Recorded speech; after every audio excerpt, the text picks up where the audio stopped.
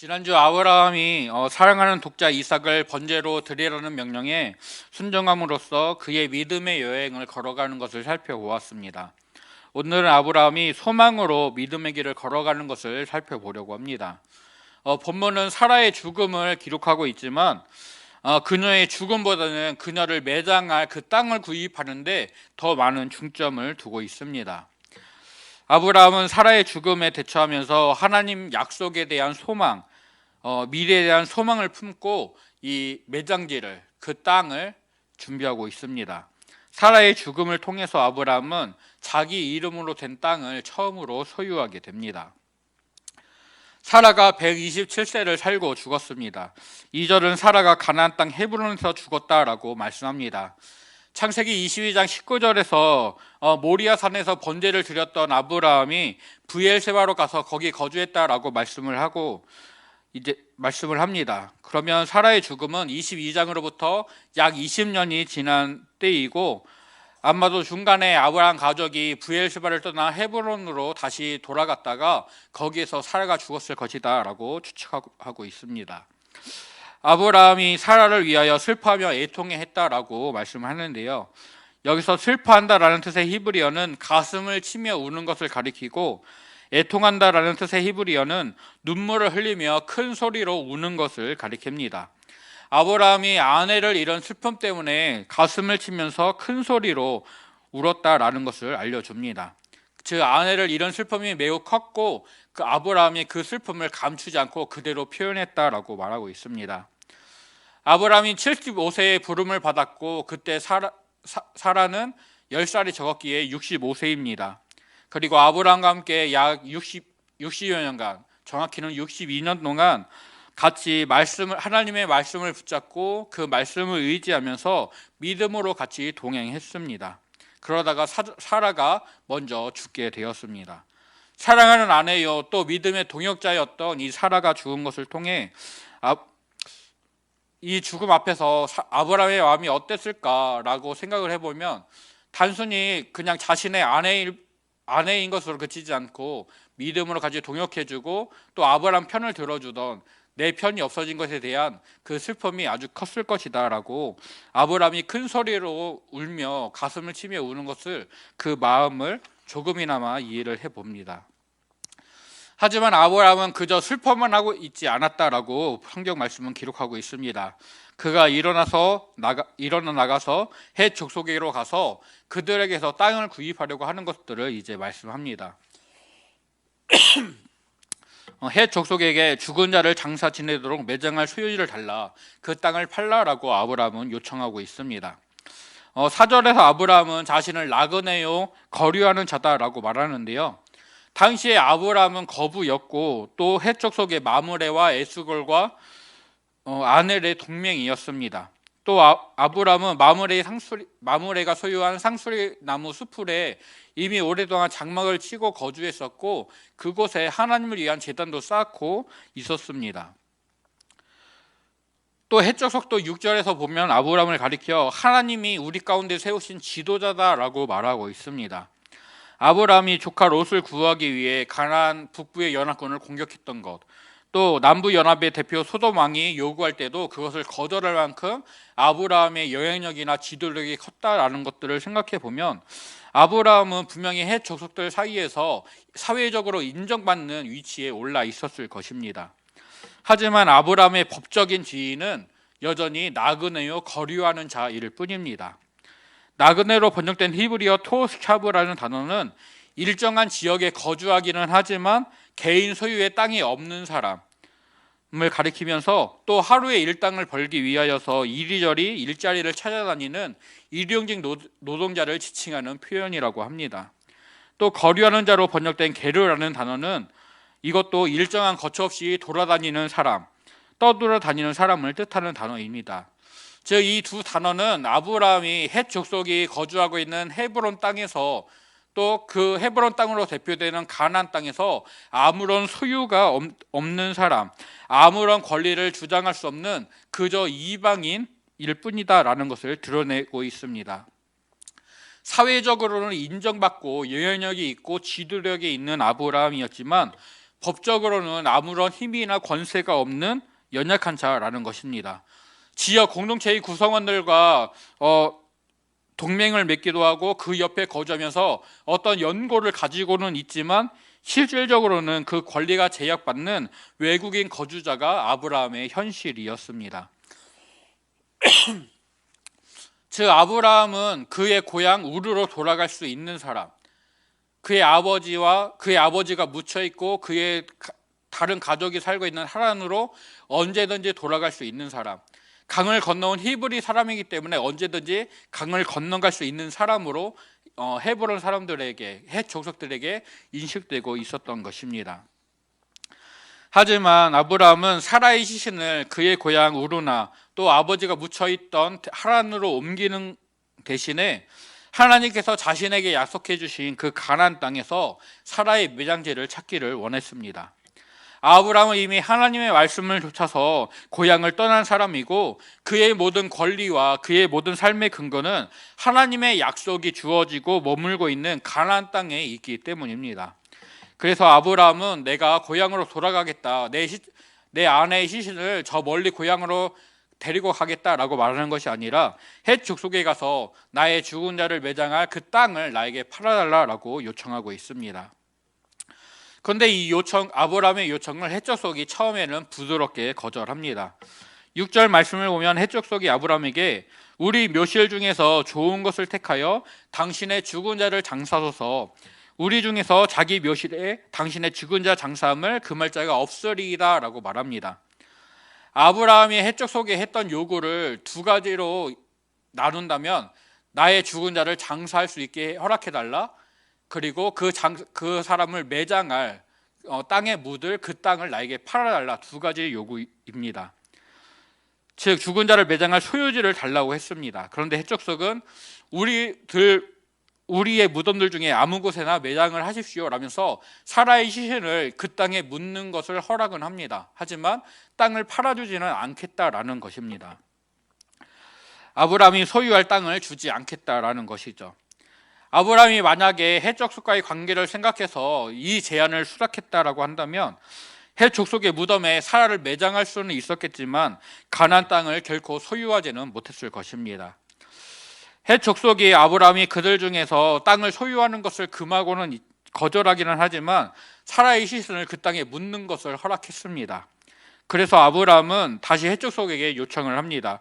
우리 중에서 당신의 죽은 자 장사함을 금할 자 없을 것입니다 라고 말했던 헷 족속의 말을 근거로 해서 나의 죽은 자를 이 땅에 장사해도 되는 것이 당신들의 뜻이라면 당신 가문에 속한 에브론에게 그가 소유하고 있는 막벨라고를 매장지로 삼도록 나에게 내어달라. 내가 그 땅을 충분한 대가를 주고 구입하겠다라고 말을 하고 있습니다. 이때 에브론이 헷 족속들 사이에 앉아 있었고 이제 대화는 헷 족속과 아브라함 사이에서 에브론과 아브라함의 개인적인 대화로 옮겨집니다. 에브론은 아브라함이 요구한 막벨라 굴과 그 굴이 있는 밭도 그냥 주겠다. 내가 당신에게 드리겠습니다. 그러니 얼마든지 장사하십시오 라고 말을 합니다. 하지만 아브라함은 내가 그 밭값을 주어서 그 땅을 사겠습니다. 그리고 그 후에 장사를 지내겠습니다 라고 다시금 말하고 있습니다. 에브론은 땅값이 은 400세겔이지만 그 값은 자신과 아브라함 사이에 아무런 문제가 되지 않는다라면서 아브라함이 원하면 죽은 자를 얼마든지 장사할 수 있다라고 말을 합니다. 에브론의 이 말은 헷 족속이 처음에 말했던 것처럼 땅을 사지 말고 그냥 그 땅에 매장지를 삼아서 우리 땅에 당신의 죽은 자를 묻으라라는 말입니다. 즉 아브라함이 그 땅을 굳이 구입할 필요 없이 그냥 우리가 소유한 땅을 당신이 잠깐 얼마든지 이용할 수 있다라는 일종의 반만 허락하는 것입니다. 그러면서 이 땅의 값이 은 400세겔입니다 라고 말하는데요. 에브론의 이 말을 보게 되면은 아브라함이 첫 번째 것, 즉 땅을 구입하지 말고 그냥 매장지로만 삼는 것으로 유도하려고 땅값을 좀 세게 말하는 것 같습니다. 어쩌면 에브론은 높은 금액을 제시하고 나서 아브라함과 흥정을 하면서 돈을 좀 깎아주고 그에게 좀 마음의 빚을, 어떤 빚을 지어주려는 그런 의도였을 수도 있습니다. 하지만 아브라함은 그가 말한 은 400세겔에서 조금도 빼지 않고 그것을 온전히 내고 있습니다. 이로써 마므레와 막벨라에 있는 에브론의 밭과 거기에 속한 굴과 또 그 주위에 있는 모든 나무가 아브라함의 소유로 확정이 되었습니다. 이렇게 아브라함이 가나안에 온 지 62년 만에 자기 이름으로 된 자기 소유의 땅을 소유하게 됩니다. 성경 저자는 사라가 죽었다, 그리고 아브라함이 해적 속에서 땅을 구입해서 사라를 장사했다 라면서 본문의 29절 가운데 3개 구절에서만 사라의 죽음과 그 매장에 대해서 말하고, 나머지 17구절에서 아브라함이 해적 속으로서 땅을 구입하는 그 과정, 그리고 마지막 20절에서 아브라함의 소유지가 생겼다라는 확언으로, 선언으로 본문 23장을 기록하고 있습니다. 아브라함은 사라를 사랑하는 마음으로 그가 후손들에게 잊혀지지 않도록 그녀를 그곳에 매장할 땅을 구입합니다. 고대의 문화에서 죽음은 사람들에게 완전히 잊혀지는 것이 것을 죽음에 대한 개념으로 생각을 했습니다. 즉 사람이 죽어서 땅에 묻힌 다음에 그의 이름이 모든 사람에게서 완전히 기억되지 않을 때 그가 완전한 죽음을 맞게 된다라고 생각을 했습니다. 또 사람들이 신과 그 신의 이름을 기억하고 또 그를 섬김으로써 신이 이 세상에서 활동할 힘을 얻는다라고 생각했던 고대인들은, 그래서 자신도 이 세상에서 나의 이름이 남겨지고 잊혀지지 않기를 원하고 그런 노력들을 기울였습니다. 그래서 왕들은 영토를 확장한다든지 아니면 기념비적인 건물을 세움으로써 자기의 이름이 후세까지 널리 퍼지도록 끝까지 자기의 이름이 잊혀지지 않고 기억되도록 그런 노력들을 기울였습니다. 또 가족의 무덤들을 만들어서 그곳에 시체를 안장함으로써 후손들이 그곳에 그 매장지에 계속해서 시체를 안장하면서 조상들이 묻었던 시체를 보고 그 조상들을 기억할 수 있도록 유도했습니다. 그래서 왕정 시대에도 다윗의 후손 왕들이 죽게 되면 그들을 열조의 묘실에 장사하는 것이 그 죽은 왕에 대한 예우였고, 그래서 왕이 악하거나 아니면 다른 부적합한 이유가 있으면 열조의 묘실이 아닌 다른 곳에 장사하는 수모를 겪기도 했습니다. 이런 의미에서 아브라함은 후손들이 사라를 잊지 않고 계속해서 기억하도록 그 땅에 사라를 안장할 매장지를 구하고 있습니다. 또 그것이 헷 족속의 무덤에 그냥 안장하는 것이 아니라 아브라함과 사라의 소유로 된 그 땅에 그 매장지를 구하려고 합니다. 또 아브라함이 이렇게 소유지를 구하려고 하는 것은 아브라함을 통해 역사하신 하나님의 은혜를, 하나님을 후손들에게 기억하게 하려는 목적에서입니다. 아브라함의 이름이, 사라의 이름이 후손들에게서 잊혀지지 않게 될 때 그 후손들은 또한 하나님과 아브라함을 기억하면서 하나님이 아브라함에게 주셨던 약속의 말씀들로 또한 기억하게 될 것입니다.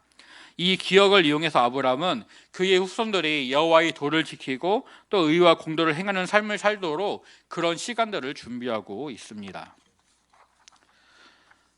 또 아브라함은 하나님이 주셨던 말씀, 창세기 15장에 기록된 아브라함의 후손이 이방에서 객이 될 것이다, 그리고 그들이 4대 만에 이 땅으로 돌아올 것이다 라는 하나님의 말씀을, 그 약속을 기억하면서 이 땅을 준비합니다.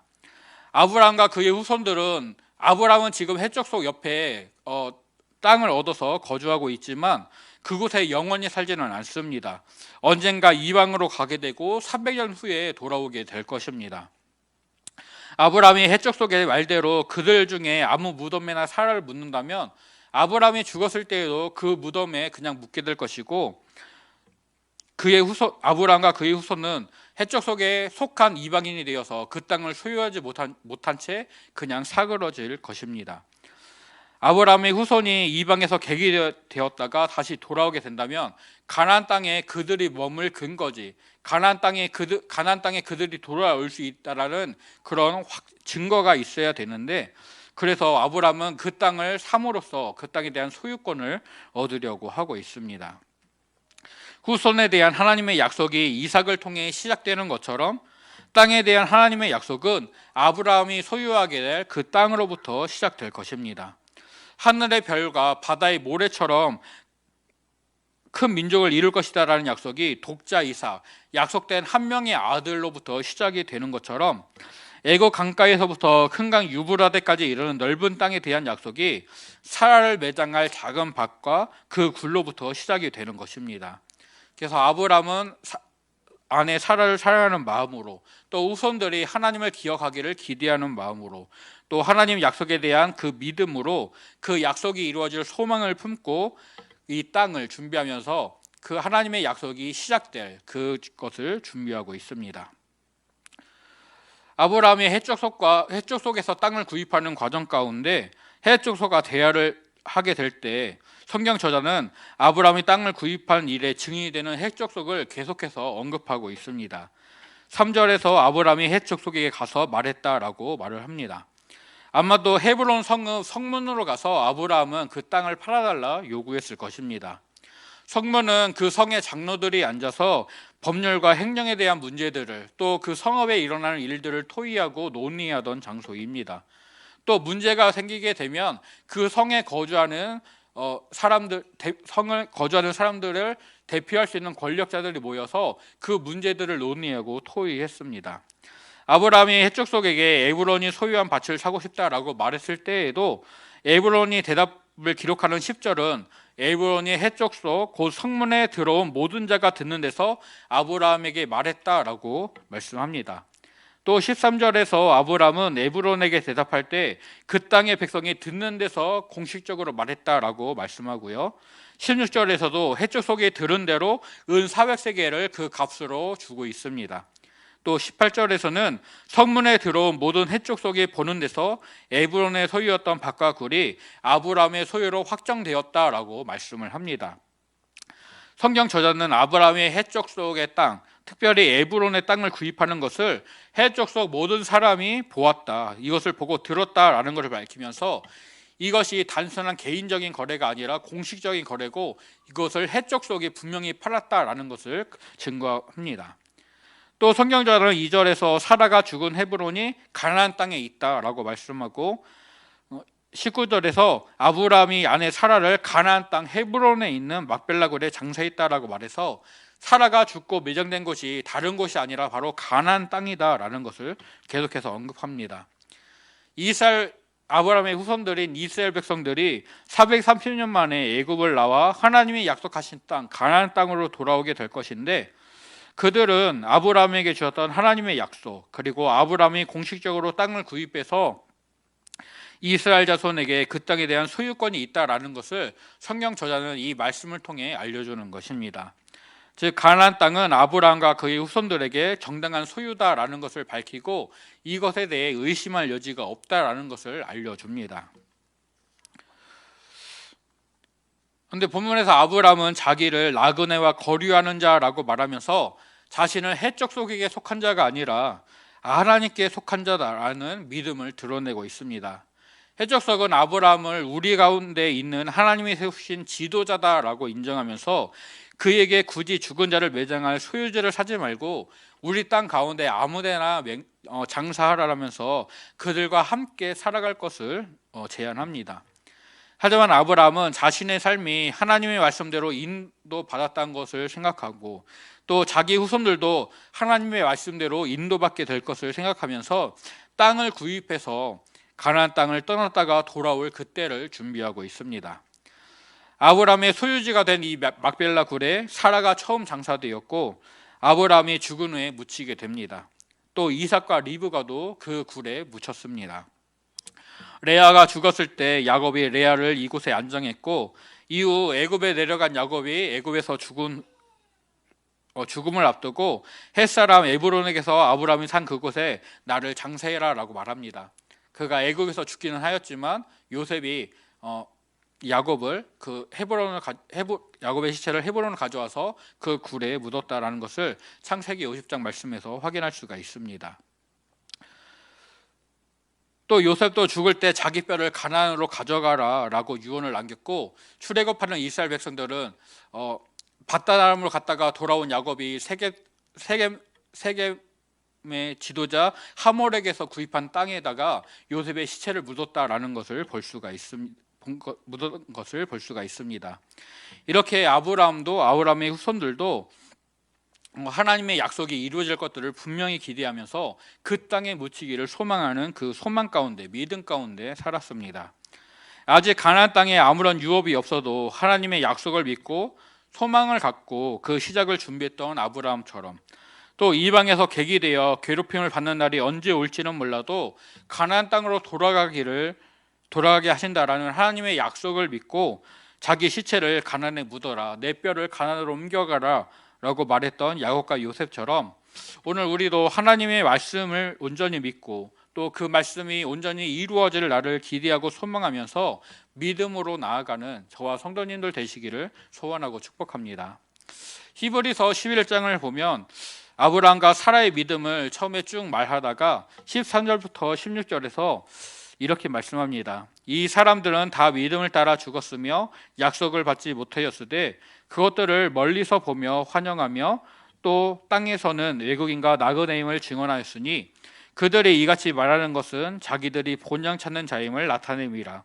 그들이 나온 바 본향을 생각하였다면 돌아갈 기회가 있었으려니와 그들이 이제는 더 나은 본향을 사모하니 그 하늘에 있는 것이라. 이러므로 하나님이 그들의 하나님이라 일컬음 받으심을 부끄러워하지 아니하시고 그들을 위하여 한 성읍을 예비하셨느니라 라고 말씀하면서 이들이 하나님의 약속의 성취를 고대하는 믿음으로 살았다. 그리고 이제 후세 사람들도 이 믿음의 본보기를 닮아야 된다라고 소개하고 있습니다. 아브라함과 사라는 하나님의 말씀을 믿었고 고향과 친척과 아버지의 집을 떠났습니다. 자기들이 떠나왔던 그 고향을 본향으로 생각하지 않고 하나님이 말씀해 주시는 그곳을 본향으로 생각하고 그곳을 소망하며 살았습니다. 그래서 자신들을 돌아갈 곳이 있는 나그네와 거류하는 자라고 말하면서 그들이 본향 찾는 자임을 드러내었습니다. 이런 아브라함의 믿음에 하나님은 아브라함의 하나님이라 일컬음 받으시는 것을 부끄러워하지 않으시고 자신을 아브라함과 이삭과 야곱의 하나님이라고, 하나님의 약속을 믿고 그 소망을 품고 살았던 족장들의 이름을 기록하시면서 그들의 하나님이시다라고 말씀해 주십니다. 아브라함이 하나님의 말씀을 쫓아온 가나안 땅에서 한 곳에 정착하지 못하고 이리저리 옮겨 다니면서 유목민으로 60여 년을 살아왔습니다. 그에게는 여전히 소유가 없었지만 그러나 그 땅을 주신다는 하나님의 약속을 믿고 그 약속하신 땅을 얻고자 합니다. 하나님의 약속이 있는 땅의 흙에다가 흙으로 돌아간 자신의 아내를 묻어서 그 육신을 섞고 있습니다. 아브라함 자신도 이 굴에 묻히게 될 것이고 이 땅에 묻히게 될 것입니다. 이것을 통해 그는 하나님과 또 아내 사라와 영원히 함께하게 될 것입니다. 즉 헤브론 땅의 구입은 사라를 매장할 장소가 필요하다라는 그의 필요 때문이면서 또 하나님 약속에 대한, 또 하나님 나라에 대한 아브라함의 믿음과 소망을 드러내는 믿음의 행동입니다. 아브라함의 말처럼 우리는 돌아갈 본향이 있는 자들입니다. 즉 이 땅에서 우리는 나그네와 거류하는 자일 뿐입니다. 우리의 소망은 영원한 하늘나라, 하나님 나라 천국에 있습니다. 하나님의 약속이 이 땅이 아닌 본향, 하나님 나라에 있다라는 것을 기억하고 그것을 소망하며 사는 저와 성도님들 되시기를 소원합니다. 아브라함이 하나님의 말씀을 믿고 소망을 품고 그의 믿음의 여행을 걸어갔던 것처럼 오늘 우리도 하나님의 말씀을 따라가며 영원한 하나님의 나라에서 하나님이 부어주실 그 상을 기대하는 미래를 소망하면서 우리의 믿음의 여행을 걸어가는, 또 오늘의 삶에서 믿음의 씨앗을 뿌리고 인내하면서 순종으로 나아가는 저와 성도님들 되시기를 간절히 소원합니다. 아브라함이 순종으로 그의 믿음의 길을 걸었고 또한 소망으로 약속에 대한 소망을 품고 그의 믿음의 길을 걸었습니다. 저와 성도님들도 아브라함을 본받아서 순종으로 소망으로 우리의 믿음의 길을 걸어가는 은혜를 누리시기를 간절히 소원합니다.